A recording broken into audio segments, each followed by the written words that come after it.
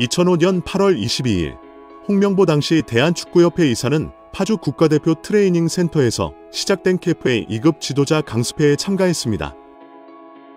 홍명보는 지도자 자격증이 없는 상태였는데요. 지도자를 할 생각이었다면 상급 지도자 자격증부터 따야 했습니다. 상급 지도자 자격증을 따면 유소년이나 초등학교 축구교실에서 지도자 생활을 할 수 있었습니다. 2급 지도자 자격증을 따려면 상급을 따고 2년이 지나야 했습니다. 하지만 홍명보에게 예외 조항이 적용됐습니다. 협회는 국가대표팀에서 A매치 20경기 이상을 소화하거나 리그 100경기 이상 출전한 경력자들에 한해서는 상급 지도자 자격증 없이 바로 2급 지도자 자격증을 딸 수 있게 했습니다. 2005년 9월 26일 협회는 딕 아드보카트 한국 축구 대표팀 신임 감독을 보좌할 코치 중 한 명으로 홍명보를 택했습니다. 지도자 자격증이라고는 전무했던 홍명보가 2급 지도자 자격증을 딴 지 3주 만이었습니다. 자격 논란이 불거졌습니다. 2급 지도자 자격증을 보유한 자는 중학교나 고등학교 팀만 지도할 수 있었는데요.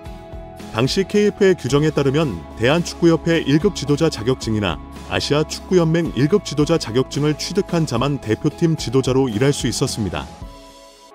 협회는 당시 지휘권을 갖지 않는 보조 지도자 역할이기 때문에 홍명보 코치의 1급 자격증 취득 여부는 크게 문제될 것이 없다는 입장이었습니다. 지도자 경력이라곤 지도자 수업 3주뿐이었던 홍명보는 국가대표팀 코칭 스태프에 합류한 역사적인 사건이었습니다. 홍명보는 국가대표팀 코치를 맡은 지 1년이 채 지나지 않아 2006 독일 월드컵을 치렀습니다. 홍명보에게 국가대표팀 코치로 지도자 생활을 시작해 월드컵을 경험하는 데까지 필요했던 시간은 단 9개월이었습니다. 누군가에게는 평생 꿈이 될 수 있는 월드컵을 경험하는데 홍명보는 속성 자격증 취득부터 돈으로 살 수 없는 월드컵 코치 경험까지 정말 대단합니다. 이후에도 홍명보는 탄탄대로였습니다. 2006 독일 월드컵 후에도 국가대표팀에 남았는데요. 홍명보는 국가대표팀 코치로 2007 아시아 축구연맹 아시안컵과 2008 베이징 올림픽을 차례로 경험했습니다.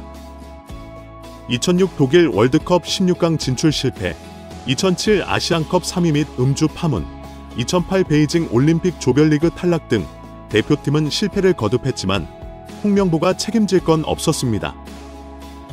홍명보는 2008 베이징 올림픽을 마친 후 감독 생활을 시작했습니다. 많은 축구 팬들이 알고 계신 것처럼 2010 광저우 아시안게임에서 한국은 한 수 아래로 평가받았던 UAE와의 준결승전에서 연장 접전 끝에 0대1로 졌습니다.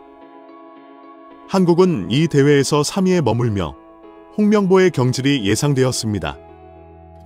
그러나 놀랍게도 홍명보는 게임은 금메달이 아니면 의미가 없는 게 분명했고 지난 2002년 부산 아시안게임에서 3위를 한 박항서 감독이 경질된 사례가 있기에 경질도 예상했다며 실망을 나타냈습니다. 그러나 협회는 홍명보를 경질하지 않았습니다.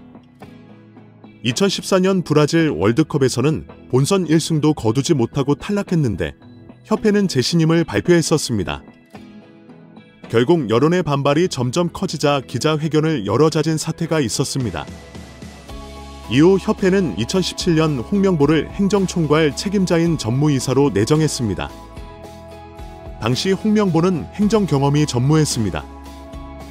이렇게 협회와 홍명보는 아주 끈끈한 관계였으며 증명 없이도 인기를 보장받았었고 낙하산으로 채용되었던 홍명보가 있었습니다.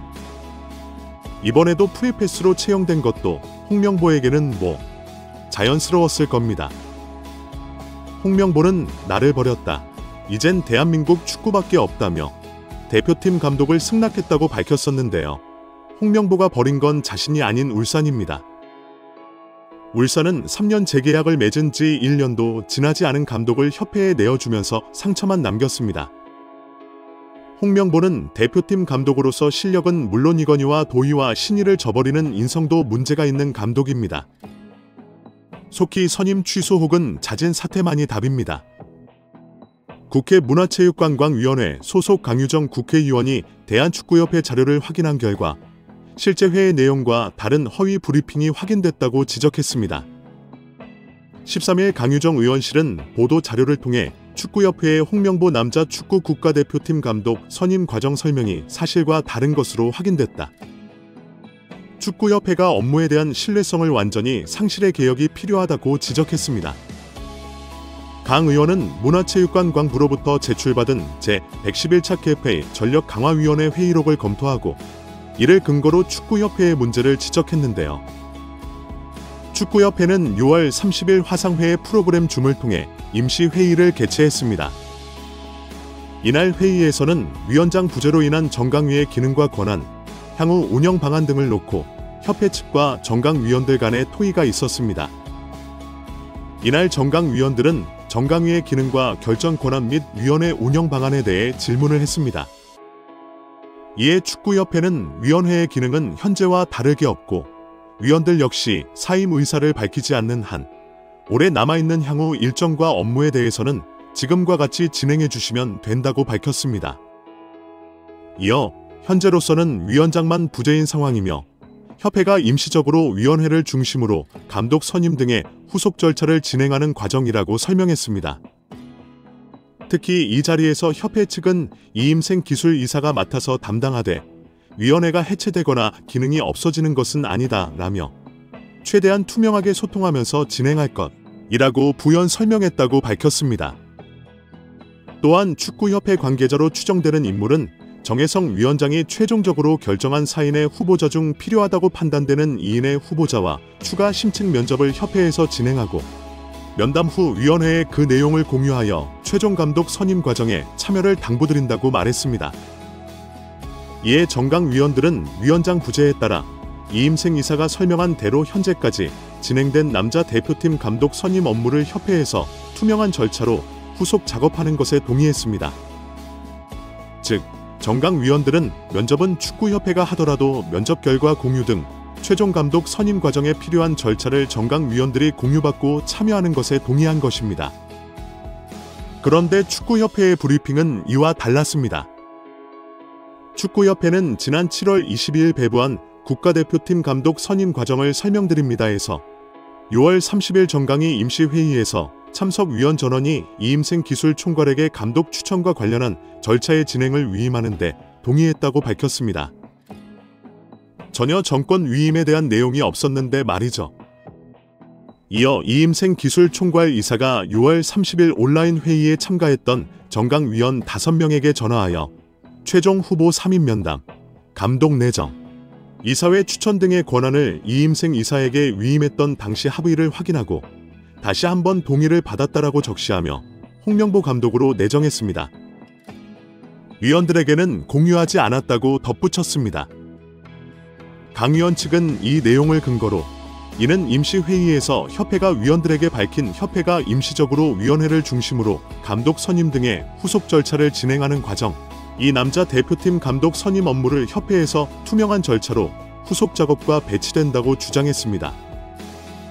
즉, 축구협회가 정강위원뿐 아니라 축구팬 국민들을 상대로 감독 선임 과정에서 허위 브리핑을 한 것이라고 했습니다.